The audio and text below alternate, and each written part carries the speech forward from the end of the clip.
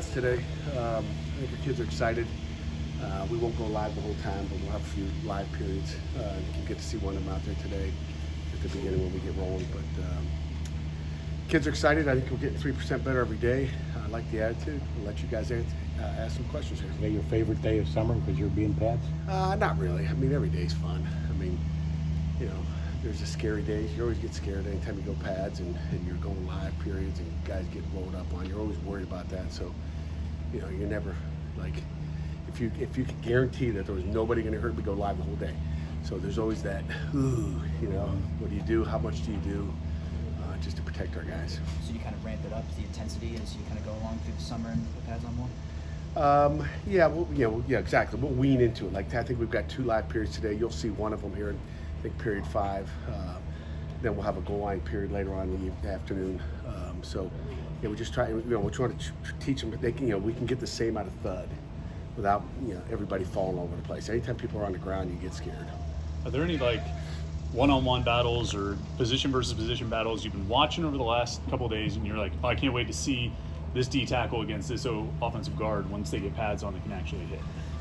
Not really. I mean, it's competitive out there because there's not one that you're going, I want to see if, you know, this center or this guard can block that D tackle. I mean, there's good, it's so, you know, there's so much balance out there on both sides of football that you're not, you know, ever really looking at that. You're really looking at the competition by position of who's going to win that battle, and there'll be plenty of them out there today. There's a battle at center between Cooper and Moore, right? No doubt about it. You know, I think Cooper came out, you know, because Terrence didn't finish spring ball as the guy, and Terrence is closing on him. And he was closing on him in the summer. I mean, it's like a battle. I mean, you know, even, you know, during their OTAs, started to get heated out there, even OTAs when the coach is around, like there's a battle. And you love that. You love that, you know, Terrence is fighting back. You know, he got injured in the spring, so couldn't finish it, and Coop did a nice job. But, you know, we'll find out what goes on here. Could either of those guys play guard if they don't end up winning that center? Yeah, both of them could. Both of them could. You know, and again, right now you're trying to worry about that battle without moving up too much around. You know, it would be unfair to move a guy and let him play a lot of guard and then say, oh, yeah, you lost that spot. But we'll try to get to that as soon as we can just to get the best 5 on the field. What have you seen from the wide receiver group that's impressed you so far? You know, Kenante Mumfield he's a war daddy, in my opinion. I mean, just, you know, knock on some wood here. I mean, he's just like every day it's consistent. And we talked about consistency yesterday just as a quiet time, but I think it was yesterday. But, like, just watching him every day do his business, it's just like he's tough. He knows how to take care of his body. He's just got the whole package down. So that guy stands out to me. I'm trying to think of who else right now really stands out like he does. You know, other guys are still learning at that position. I think Poppy's done a nice job here the last few days. I'm trying to think of who else has really stood out in the last couple of days in shows, 3 days in shows. That's about it right now, but there's guys. When those guys like Poppy and Sincere Lee showed up and you first saw them and you saw their size, did you have to sort of get over that?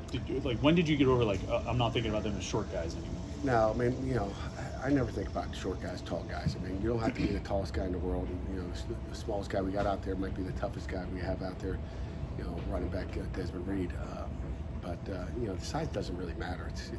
It's the size of your chest cavity that matters. And I think, you know, if Jerry, you can find a way to measure that thing, you know, we'd be great recruiters because you go into high schools and go, hey, we just measured his heart instead of his size, you know, his girth or his 40 times. So that to me is what's important. But, you know, I've never had to get over a size. Was it so immediate with them that they kind of knew the offense and just kind of seamlessly? It helped. I mean, they're just athletic guys that can catch the ball, you know, yeah,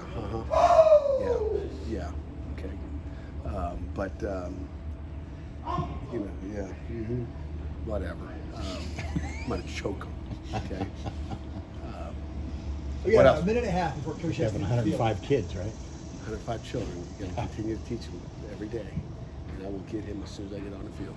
You were talking about the center position. I mean, did Terrence play well last year when he took over that job? I mean, when you finished the season, how did you feel about the center spot? He played good. I mean, you know, he helped us win 3 games, so we want more competition at that spot. So it's never good enough. It was great for his, you know, first year, but, you know, obviously we want better. Anything else? Good. We got